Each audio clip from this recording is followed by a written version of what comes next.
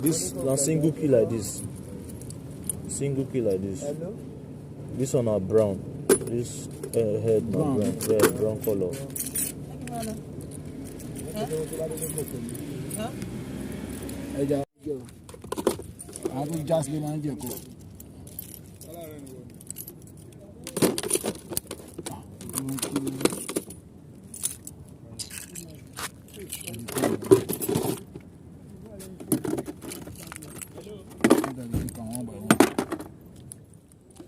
Which one? Oh, okay, which one I show you that time? Now this one is sleep. Okay, I think maybe they make mistake. Okay. I say I see this thing now. I don't forget to say I put them for hand. I won't come repack them. Now you pack, I won't come repack them. Okay. I see him. I won't come repack them. I won't say I see this. Yo, what's up, YouTube? What's going on, all the wonderful drivers out there? You know, always on the road grinding to make sure they make money legitimately. You know, and why they strive for a better life. What's going on? Big shout out to you all. And what's happening, all the wonderful riders. You know, I know there are a lot of riders on this platform too that listen. You know, I see the comment down below. You know, what's happening? Hope you guys are good. Hope you guys are having a swell February. This is Valentine's period. You know, and then there are just reasons that, you know, there's so much negative energy out there though. Well, we'll try to overcome it. So today is a story time. Story time. I had a very traumatic experience yesterday. It was very traumatic. I had a police, all of them are still police, one way or the other, entered my car with a rifle right in between his leg and driving my car and entering all the potholes with no regard for my vehicle.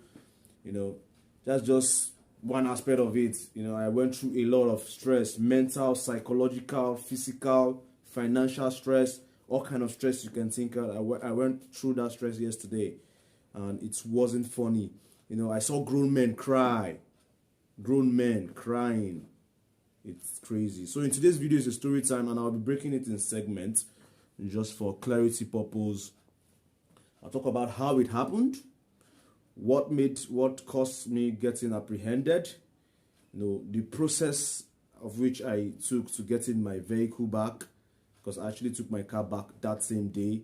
The people there that had their car stay in their custody for over 1 week, and every day your car spends in their place is 1,000 naira, is demurrage, and you must pay it.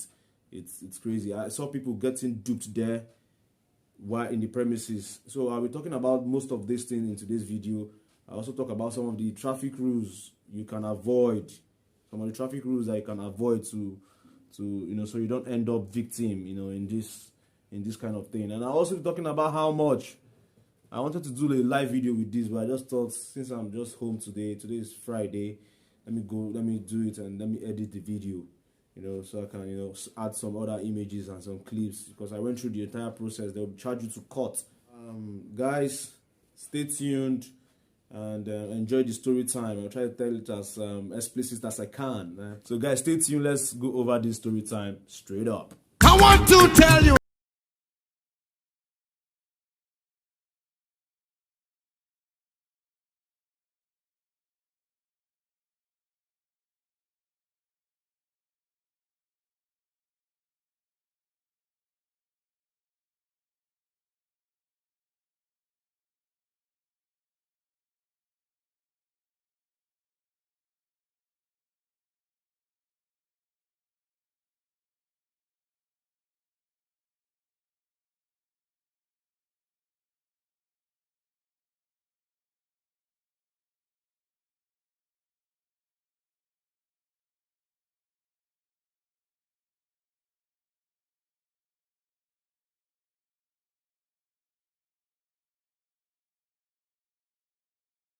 To go sleep, although I slept eventually, but I didn't really sleep deep. My mind was very clouded with what happened.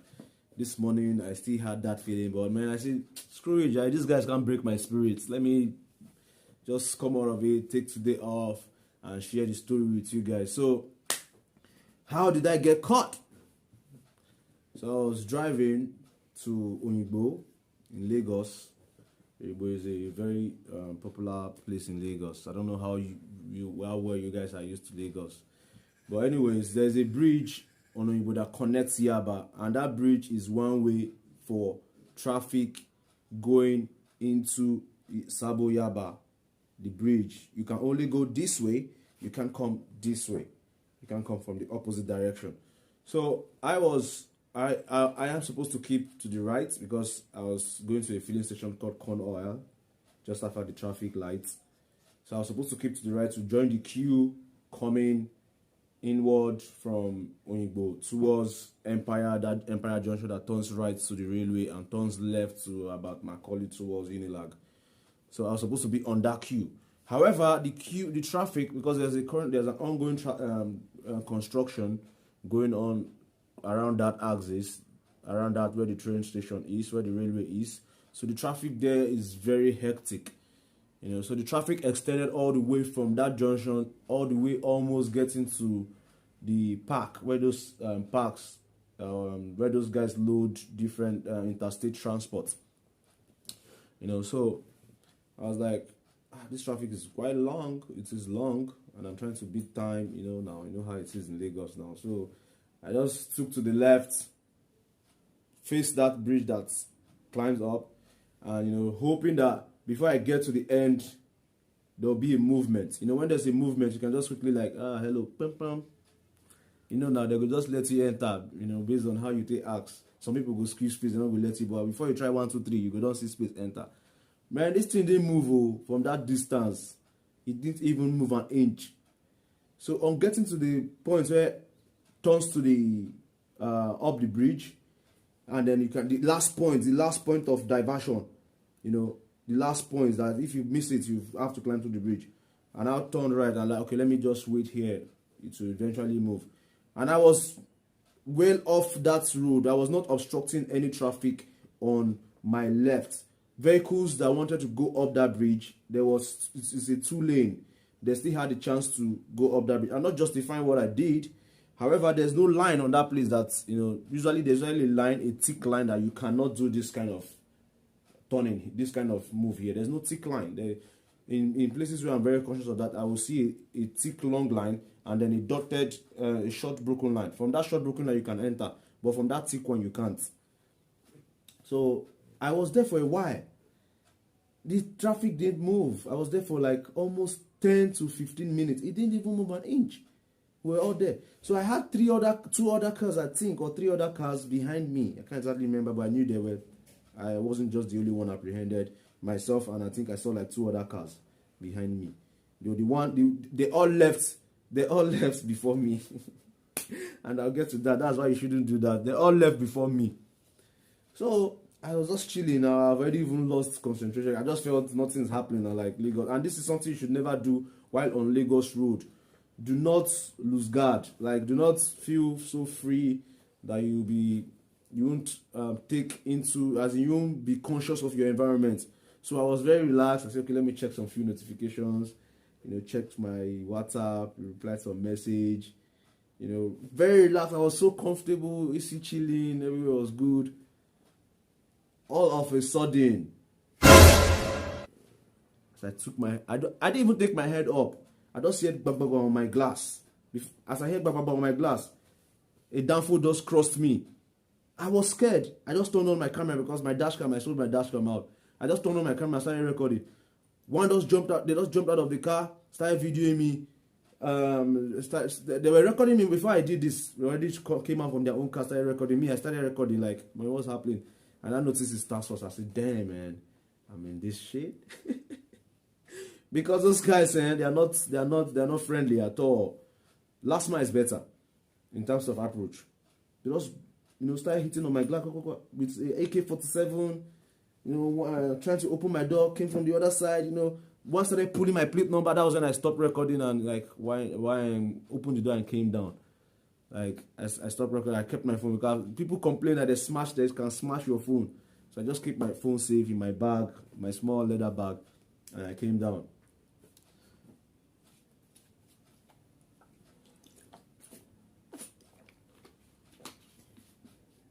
And I said, you're proving stubborn. I said, no, I'm not proving stubborn. I was trying to understand what was going on. They said, obstruction of traffic. I looked, I didn't see traffic behind me. I was not obstructing anybody. People that were in my back that they caught, all of us were going that same way. You know? So, but I didn't argue with them. I just said, and I gave them the key. Because me, I won't lie to you guys, I was planning to escape. I was planning to escape because I know them. I've encountered them one time. That was about 5 years ago when I took BRT lane. I think 5 or 4 years ago I took BRT lane, and I knew how it was a mess for me dealing with them. So I was thinking of ways to escape because I cannot run. They've already blocked my car in front. They've blocked the two cars. As they took one away, they came closer. So, but I noticed there was a point I could use to maneuver if I can get access to the drive, to the steering. I have seen an exit route.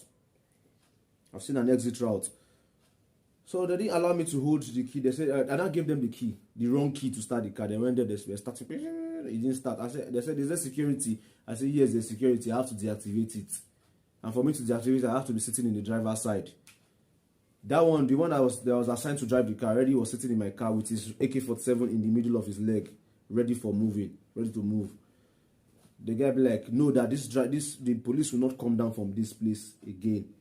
That I must start it from outside the vehicle. I was like, man, this guy's really mean business. So what am I going to do? So one of them was supposed to sit in front while me I sit in back. But I didn't want that to happen. I only wanted me and only one of them to be in the car. So I went towards my passenger side front seat, and then one police was already there. I said, I have to enter the car. If not, this thing won't start. So that was when he now stepped back. I entered the car and shut the door and pinned the door. Then they already gave me the key. So I put the key in my pocket and then brought the key that starts the car. And then I just changed it and then start the car. So he now started driving me to the office because that guy that was standing by my side, I don't know, maybe he changed his mind, he left. But I was already in the car, so he was not driving me to the office. He now made a U-turn, climbing pavement, what all those downfall usually do. All those use my car to climb the pavement. I was like, let's go and make a U-turn now. It's better for us to use a better road than you damaging the underneath of my car. Like, he made a turn and my under of my car touched the part of the Corvette. You know, so when we are driving to the office, it says they're taking me to Alausa. I'll be like, this period that fuel not day, where I just struggle buy fuel. You know, I knew the struggle I struggled to get fuel that I got. Just 2,000 naira fuel. Now you're taking me from Yaba all the way to Alausa. You know, well, we drove all the way to their office. I was not asking him in the car that, okay, what can be done? As this thing has happened like this, again, I said, nothing can be done. They will charge me to court. You know. So I said, okay. So they now drove my car all the way to the Alausa, entered the office. They said I should come down at the entrance. I came down. So they drove the car inside their compound. And I saw some other people that were also victims standing around the veranda of the entrance. So I met them and like, what's going on? They said they also caught them. One of them said he was caught for one way. That the last time, you know, he has been caught in the past in my two. There was one time they were fixing my two road. So people going to the airport didn't have access. That road that leads to my two. So they were taking one way to lead to the airport. You know, and the police set trap for them there too. You know, at that time the guy was caught. He said he paid 100,000 naira to bail his car. But lately, Lagos State has been so strict on one way. The strictness on one way now is crazy. Like, it can lead to forfeiting of your vehicle, you know. So they're like, I'll be like, okay, that my own offense was, and I told the guy that my own offense is obstruction. He said obstruction usually is around 35,000.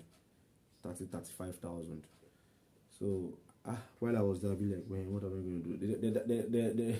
They were insisting that we go to what's it called, to Oshodi, which is their head office, and that is where the mobile court is. They were insisting we go there, but I'll be like, this is Nigeria now. We know there can be a solution to get this car out of here. Instead of me going through the process of getting all the way from where I was going to spend transport money to get to Oshodi. Then they'll charge me to court. And it will take time. I know a lot of people are already there awaiting trial. You know, so I was there, I was like, okay, what can I do around here? So the security guy now pointed one guy, I should talk to this guy. So I now went to the guy, like, the guy was putting on mufti. Wasn't wearing police, but he looks like a police. The guy now said that I should get, if I can get 25,000, that they'll run it for me. I'll get my car out from there. I said 25,000 naira is loud though. 25,000 for what offense? What offense did I commit? I didn't pass one way, I didn't pass BRT. 25,000. I'd be like, man, this is some deep shit. And right now I have an expenses, car maintenance expenses that's hanging on my head. I thought about all those things. I'd be like, wow. Okay, let me see if I can quickly go get the cash. My mind now told me that this guy is putting on a mufti. And I've heard cases where people pay to the wrong people and then they still end up going to the court. I'd be like, let me go to the court. So I now boned the guy and, you know, went to get money. Since they told me that I have to go to the court, I just went to the bank and get around that sum that when they said the guy told me 25,000, I'd be like, okay, maybe 25,000 will handle the problem. So I now went to get that kind of sum, at least cash, in case. I now went to their head office in Oshodi. In Oshodi, it was a very crazy experience. You need to see the number of people that were there. It was crazy. People were everywhere. People, you will stand, they'll be calling your name. Some people said they've been there for like 7 days. You know, even a Oyibo man said they catch a Oyibo man. The Oyibo man said humble. These people will humble you. They charged me to the court. I was in the courtroom, but I didn't stand trial. That was something I avoided. And why did I avoid that? I avoided that because people were there that their cases has been ruled, like they've passed judgment. Okay, go and pay so fine, or your vehicle has been forfeited. Some people said they've made payments since last week, and then somebody is supposed to sign, and then the person is just not available. Sometimes the person will come, maybe sign just 6 and go. Next day call, maybe sign just 10. You know, that kind of thing. So some people have been there for over a week. I'll be like, my car will be here for over a week. And if your car stay in their office in Alausa, every day is 1,000. They call it demurrage. So for every day your car stays there, you pay 8,000 naira. So that's additional cost to the entire process. You know, so I now get to be. I was like talking to people around. People said obstruction is usually, sometimes they rule 25,000 fine or 35,000 fine, but it's within that 35 to 25,000. Just I should have it in mind that is what a lot of people have who pass through the court ruling. That was what their own cost, their fine. So I'm like, okay, if it's that amount, it's not too much. But I now thought of the time. That this thing will pass through this court. You know how long that would take? That can take over, and this is almost weekend. Today is Friday, and I have that many people already on queue. So I said, no, let me look for another solution. Somebody now introduced me to one guy. Like the guy now called or said I should give him my plate number, that he will not collect money from me. That I should give him my plate number and vehicle make and all those details of my car. I gave him. Then I didn't even know if he started following up. But while I walked towards the court, I saw a police officer. She's light in complexion. So she asked me what the problem was. I explained to her. She said I should give her my plate number, and then that she doesn't have card on her phone. So I gave her 200 naira airtime. Lo and behold, this woman made contact, and the same people that arrested me, she got to talk to them, because one of them described me that guy that had dreads, that we will charge him to court. That he refused. He was the last person we took to the office. He refused to wind down. Like, he gave us a tough time that we had to take. They took out my plate number. They tore it off from the vehicle. That we will charge him to court and we were going to add case to it that he resisted arrest. And they said if your traffic offense comes to the court with resisting, or like maybe the police officer that tried to apprehend you, write that you tried to resist their arrests. that sometimes you can get as much as 70,000 naira fine. 70,000, yay! Damn. So the leader said that the guy said I should bring 50,000. Madam, I don't get 50,000. If you take me like this, turn me upside down. I don't have 50,000. I don't have 50,000 naira. The leader said, that she don't think it will work. That they added keys to it. That they know how much they should rule in the court. But if they want to help you, is that 50,000 they will take? And I said that, please, can you help me talk to this person and just plead? Because I've seen that, I was now seeing this thing, it's a serious matter. People's car were forfeited. I saw grown men crying like babies. I saw grown men. There's a man, they find him 200,000, he does pay him only once. The man is a bourgeois. He just paid the money once, 200k, and gave him his papers. You know. So I'm like, this thing is serious. So I need to start seeking for fun. And I made the woman that, please, can this thing do for 30,000? The woman said, no. But what she can do, she can beg them with 40k. 40,000. I say, oh, more 40,000 too much, yo. Hey. I said, I don't have 40,000 though. So, and I said, I don't have 40,000. So she now went to beg them with that 30,000, and they totally, outrightly said, no. Let him go through the court process. Hey! I said, hey, no, this guy was. So I didn't have the confidence to meet her again because, you know, so and I met somebody else. The person that directed me to one lady that is a lawyer in the place. All of them are playing the same game. That's the funny thing about these guys. They're all playing the same game, you know.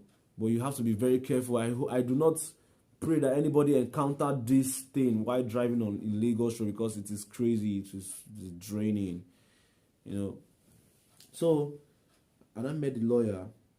The lawyer told me I should explain my case. I explained the case to her, you know. So I explained the case to her, you know. She now told me that obstruction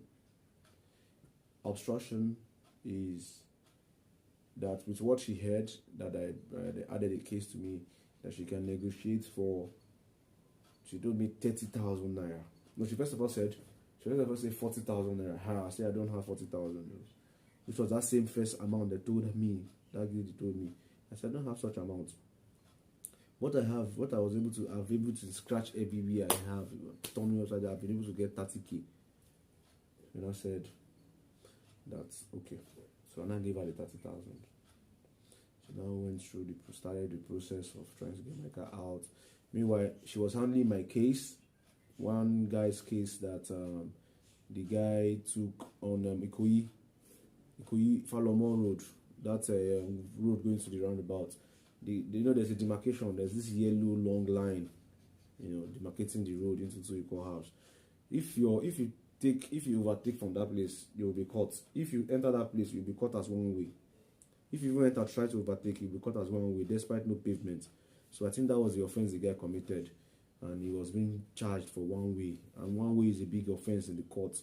Like one way, I saw there was a case where the guy vehicle was forfeited. Like, will not go home with the car again. You should just even fine, will not pay. No, as in they didn't even find him. They just say, go, your car will be forfeited. It will be auctioned out. You know, the guy was crying profusely, like a grown man crying. You know, so one way is a big case. So I think they're telling the guy to bring. Eventually, they told the guy to bring 150,000. You know, to be able to avoid going through the court process, because the court process may bill him up to like 200 or 300,000, depending on the discretion of the judge. So eventually I paid 40,000 naira. She now came back and telling me that I would need to add 5,000 naira. Obviously, that 5,000 she was asking me to add was a payment for that yellow lady. Since the job didn't go through the yellow lady again, the yellow lady is trying to block the deal from going through without getting the cut. So I told her I don't have anything again. The only thing I have here with me is 2,000 naira.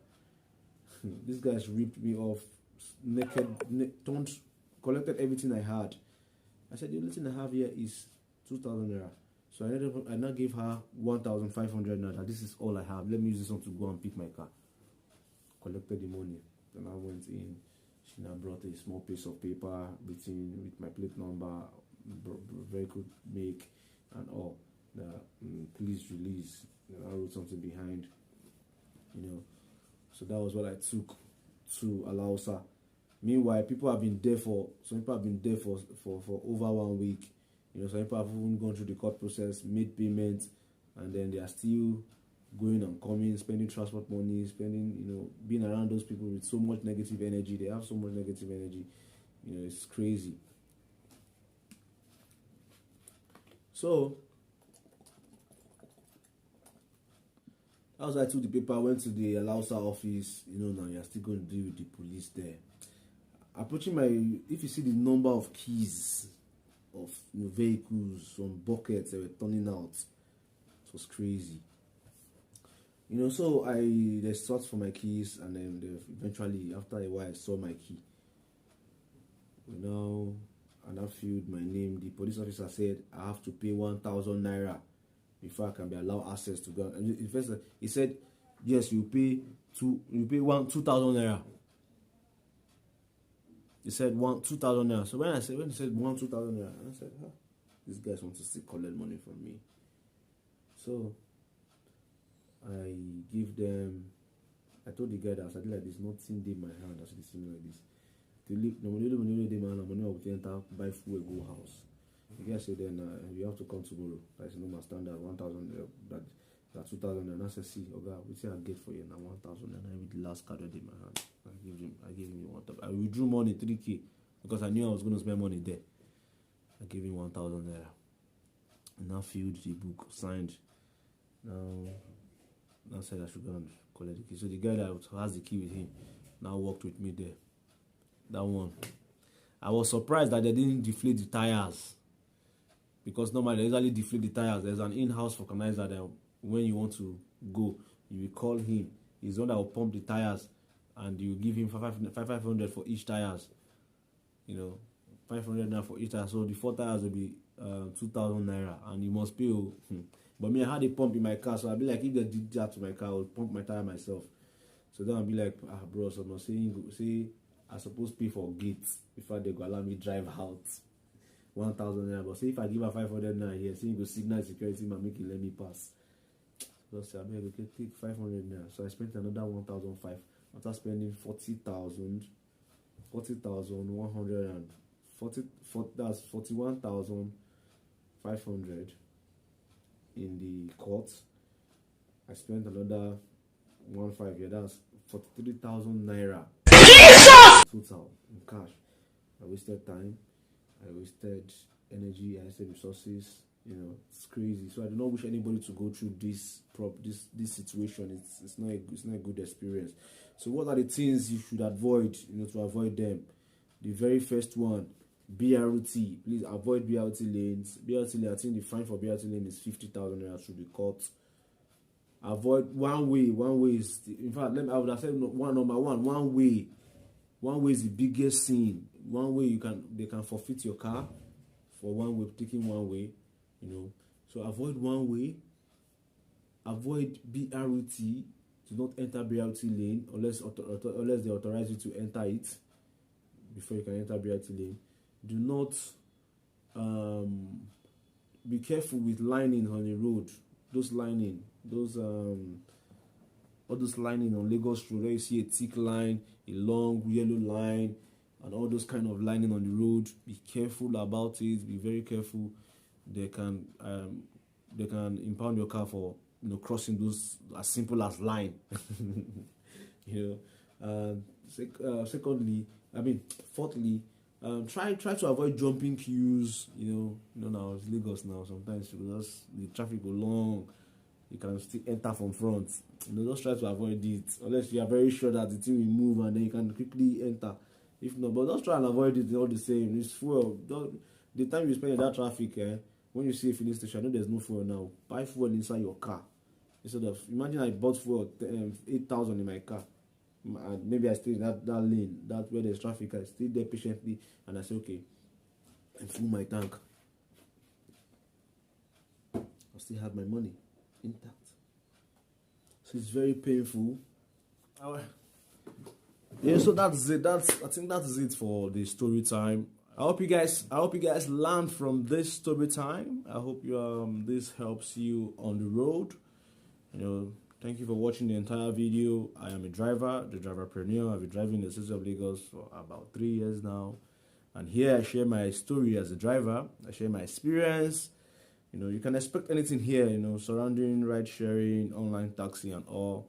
So you can check all of my videos. My videos is very diverse, cutting across a lot of things.